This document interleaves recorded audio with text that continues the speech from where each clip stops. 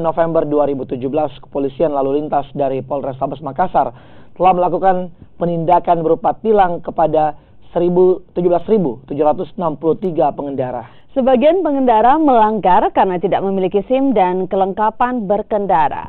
Pasca operasi Zebra hingga bulan November dalam waktu 11 bulan, Polantas Polrestabes Makassar telah melakukan penindakan berupa tilang sebanyak 17.763 pelanggar yang sebagian besar para pengendara roda 2 dan 4 ini yang melanggar tidak memiliki SIM dan kelengkapan kendaraan.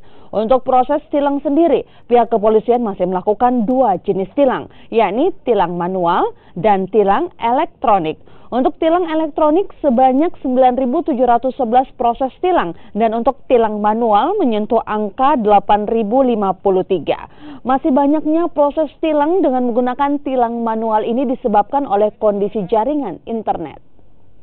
Seringnya terjadi gangguan karena cuaca, gangguan jaringan. Makanya kita lihat jumlahnya di sini, jumlah tilang seluruhnya sampai bulan Oktober itu sebanyak 17.763 pelanggar yang ditindak.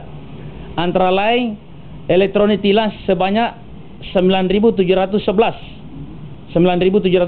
sedangkan manual 8.053.